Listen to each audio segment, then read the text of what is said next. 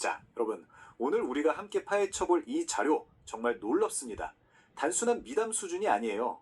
인간의 숭고한 이타심이 만들어낸 그야말로 기적 같은 실화거든요.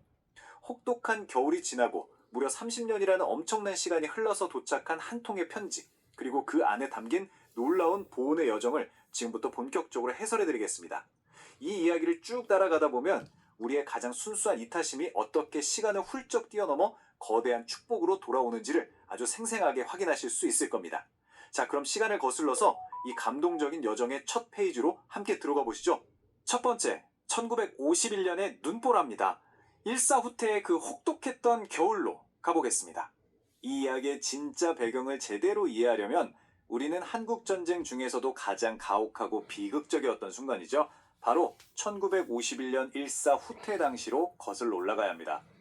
당시에 그 끔찍하고 혼란스러웠던 피난길을 머릿속에 한번 쓱 그려보세요. 귓가를 때리는 매서운 바람에 살을 에이는 듯한 추위, 게다가 앞이 아예 안 보일 정도로 하얗게 휘몰아치는 거센 눈보라까지. 그 속에서 끝없이 밀려드는 피난민들의 행렬이 있었습니다. 그 아수라장 속에서 사람들은 내 목숨 하나 건지기도 내 가족 챙기기도 너무나 벅찬 그야말로 극한의 생존 상황에 놓여 있었단 말이죠. 그런데 바로 그 혹한의 한가운데 인적 끊긴 차가운 눈밭 위에 갓난아기 하나가 덩그러니 버려져 있었습니다. 울음소리조차 눈보라에 묻혀버릴 듯한 그 절박한 순간에 모든 걸 잃고 피난길에 올랐던 가난한 한 과부가 그 핏덩이를 발견하게 된 거죠. 사실 그 참혹한 전쟁통에서는요, 내 살 길 찾기 바쁘니까 그 아기를 모른 척하고 그냥 발길을 재촉하는 게 어쩌면 가장 현실적이고 합리적인 선택이었을지도 모릅니다. 솔직히 누구도 그녀를 비난할 수 없는 상황이었잖아요. 하지만 이 대목을 보시면 그녀는 자신을 구하는 대신 완전히 다른 길, 즉 궁극적인 희생을 선택합니다. 눈보라 속에서 얼어붙어가는 이 가여운 생명을 차마 외면하지 못하고 기꺼이 자기 품에 꽉 안아올린 거예요. 그리고 이 버려진 아기를 자기 진짜 핏줄처럼, 아니 어쩌면 그보다 더한 정성으로 키우기로 굳게 결심을 합니다. 절망만 가득했던 그 겨울 한가운데서 피어난 한 인간의 정말로 위대한 이타심이 폭발한 순간이었습니다. 두 번째, 수십 년에 걸친 어머니의 희생입니다. 생존을 향한 치열한 인내의 시간이죠. 아기를 구조한 건 사실 시작에 불과했어요. 진짜 시련은 그 이후부터 펼쳐진 수십 년의 세원이었습니다. 1951년 눈밭에서 생명을 구한 이후로 이 어머니의 삶은 말 그대로 뼈를 깎는 극심한 가난과의 싸움 그 자체였어요. 전쟁에 휩쓸고 간 폐허 속에서 여자 혼자 몸으로 아이를 키운다는 것. 이건 정말 상상조차 하기 힘든 고통이잖아요. 굳은 일이란 굳은 일은 다 하면서 손발이 다 부르토로도 일하셨고요. 본인은 쫄쫄 굶으면서도 아이 입에 밥 들어가는 것만 봐도 미소를 지으셨습니다.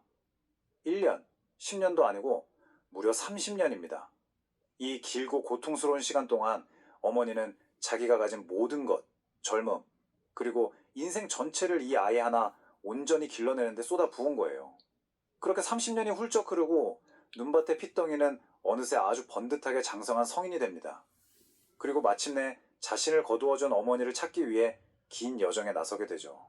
세 번째, 재회 그리고 보온의 봉투.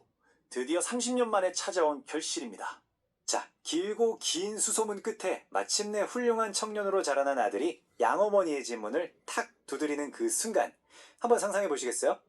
백발이 성성해지고 주름이 깊게 패인 어머니의 얼굴을 마주한 아들은 아마 벅차오르는 눈물을 도저히 참을 수 없었을 겁니다.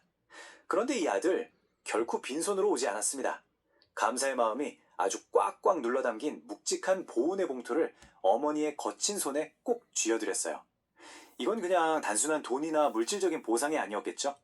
자기를 살리려고 양어머니가 30년 내내 묵묵히 견뎌야 했던 그 처절한 굶주림, 수많은 땀방울, 그리고 맹목적인 사랑에 대해서 마음 가장 깊은 곳에서 우러나온 진짜 보답이자 경의의 표현이었습니다. 전쟁의 상처를 사랑과 헌신으로 치유해낸 너무나도 완벽하고 아름다운 결말이죠. 그런데요, 진짜 놀랍게도 이 이야기는 여기서 끝이 아닙니다. 네 번째, 밝혀진 놀라운 혈통, 아기에게 숨겨져 있던 엄청난 진실입니다. 바로 이 지점에서 우리는 엄청난 미스터리를 하나 마주하게 됩니다. 여러분도 속으로 이런 질문 던지고 계시죠? 도대체 1951년 일사후퇴의 그 끔찍한 아수라장 속에서 핏덩이 같은 아기를 차가운 눈밭에 홀로 놔두고 떠나야만 했던 생물학적 부모는 대체 누구였을까요? 아니, 대체 어떤 절박한 사연이 있었길래 그 귀한 생명이 혹한 속에 방치되어야만 했던 걸까요? 이 아기의 숨겨진 과거가 싹 드러나는 순간 우리는 전혀 예상하지 못했던 거대한 반전을 맞이하게 됩니다. 놀라지 마세요. 밝혀진 진실은 이렇습니다. 이 아이의 친아버지는 그냥 평범한 피난민이 아니었어요. 사실 엄청난 부와 권력을 쥐고 있던 당시 대한민국에서 손꼽히는 거대한 상단의 후계자였습니다. 세상에, 이 믿기 힘든 극적인 대비가 보이시나요? 피 한 방울 안 섞인 아이한테 자기 모든 걸 아무 조건 없이 내어준 여성은 말 그대로 세상에 가진 거라곤 하나도 없는 찢어지게 가난한 과부였잖아요. 그런데 그녀가 목숨 걸고 살려낸 그 아이의 핏줄은 상상도 못할 부를 가진 거상 집안의 혈육이었던 겁니다. 모든 것을 가진 자의 핏줄을 아무것도 가지지 못한 자가 자기의 전부를 바쳐서 살려냈다. 와, 이 드라마틱한 대조가 이야기의 감정을 정말 압도적으로 끌어올려줍니다. 마지막 5번째, 지성감천, 정성이 하늘을 움직이다입니다. 이 충격적이면서도 감동적인 반전이 밝혀지면서 오늘 우리가 파헤쳐본 이 생존과 보온의 서사는 결국 지성감천이라는 시대를 초월한 하나의 진리로 딱 모아집니다. 지극한 정성은 하늘을 감동시켜서 반드시 복으로 돌아온다는 뜻이죠. 생각해보세요. 그 가난한 어머니가 처음 아이를 거둘 때 이 아이가 나중에 거상의 후계자니까 나한테 엄청난 보상을 해주겠지? 이런 기대 단 1%라도 했을까요? 절대 아니죠. 그저 죽어가는 생명을 살려야겠다는 순수하고 숭고한 마음뿐이었을 겁니다. 하지만 대가를 전혀 바라지 않았던 그 조건 없는 희생과 뚝심 있는 정성이 정말로 하늘을 움직였고요. 30년이라는 그 긴 세월의 강을 건너서 그녀의 삶에 아주 거대한 축복으로 돌아온 겁니다. 인간의 진심이 만들어낸 진짜 기적이란 바로 이런 게 아닐까요? 오늘 우리가 함께 들여다본 이 자료, 가슴 한구석에 묵직한 여운을 남기지 않나요? 전쟁의 참화 속에서도 꿋꿋하게 피어난 인간애가 얼마나 위대한 결과를 만들어낼 수 있는지 아주 똑똑히 보여주었습니다.